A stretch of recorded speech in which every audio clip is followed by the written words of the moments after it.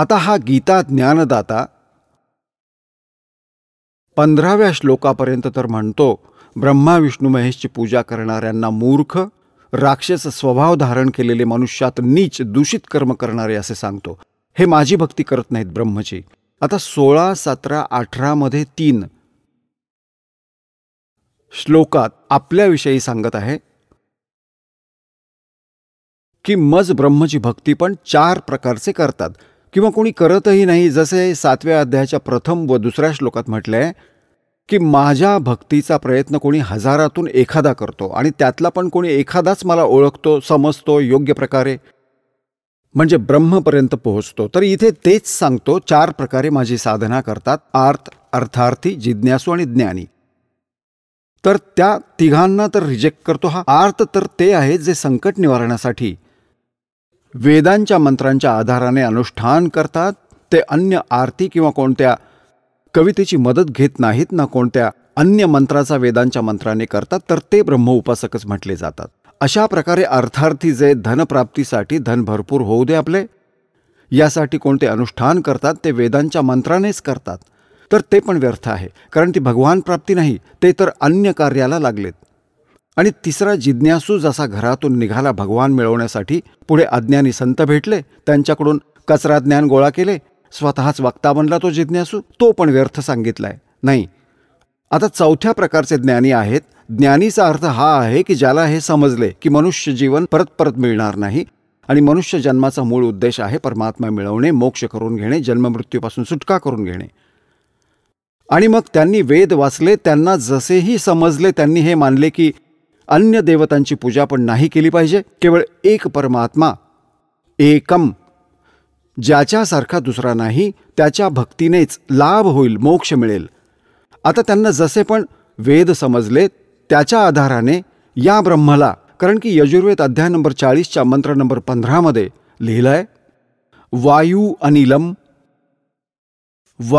अनिलम अमर्तम अथ इदम भस्मांतम शरीरम ओम कर्तु समर किल्वे समर कर्तुम समर.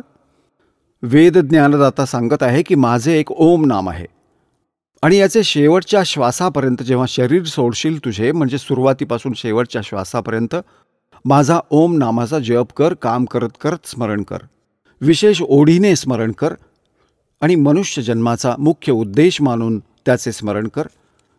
अशा प्रकारे स्मरण करण्याने जे तुला ब्रह्म ओमने जे लाभ मिळणार आहेत ते अमरत्व, ती गती तुझी होईल. तर यांनी, ऋषींनी हे तर मानले की ओम नाम आहे, नथिंग एल्स, अजून कोणता मंत्र नाही. जसे गीताजीत असे वेदात केवळ एक ओम मंत्र आहे आणि त्यांनी ओम नामाला पूर्ण परमात्म्याचे मानले आणि ब्रह्माला सुप्रीम पॉवर मानले, पूर्ण ब्रह्म. यांना मोतीबिंदू होता. यजुर्वेदाच्या अध्याय नंबर 40च्या श्लोक नंबर 10 पासून 13 पर्यंत 2 वेळा म्हटलंय की त्या कोणी तर परमात्म्याला तर समवात म्हणतो, जन्म घेतो, कोणी असमवात की तो जन्म घेत नाही, तो तर निराकार आहे. याचे ज्ञान पण तत्वदर्शी संत करून देतील, त्यांच्याकडून ऐका, ते सांगतात खरे खरे. अजून कोणी हे म्हणतो, ज्याला एक अक्षर ज्ञान झाले त्याला तुम्ही विद्वान म्हणता, अविद्या, आणि ज्याला थोडीशी विद्या मिळाली त्याला विद्वान म्हणतात, ज्ञान मिळाले, अक्षर. तर विद्वान व अविद्वानाची व्याख्या पण तो तत्वदर्शी संत सांगेल, त्याच्याकडून ऐका.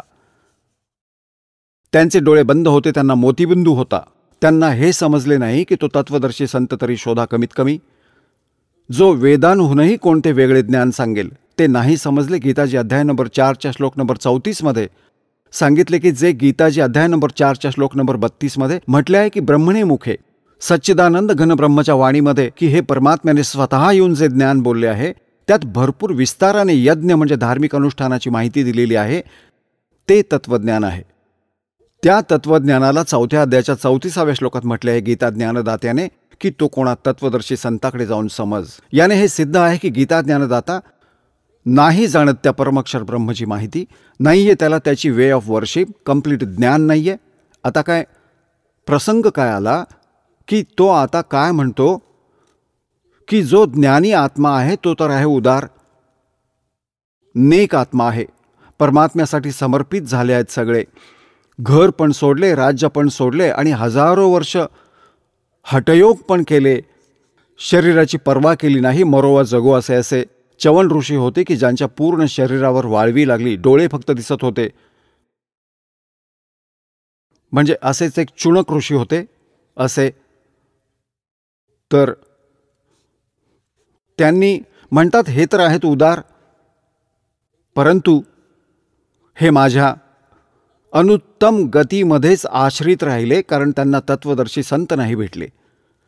आपण ऐकत होता जगद्गुरु तत्वदर्शी संत रामपालजी महाराज यांचे मंगल प्रवचन, ज्यांच्या शुभ आशीर्वादाने संपूर्ण विश्वामध्ये 500 पेक्षा जास्त नामदीक्षा केंद्र आहेत, जिथे निशुल्क नामदीक्षा दिली जाते.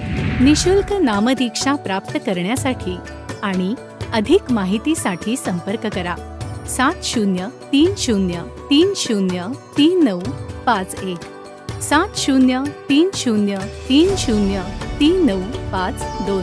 अद्वितीय आध्यात्मिक ज्ञान वाचण्यासाठी, पाहण्यासाठी आणि ऐकण्यासाठी संत रामपालजी महाराज ॲप अवश्य डाउनलोड करा किंवा आमची वेबसाईट www.jagadgururampalji.org वर विजिट करा.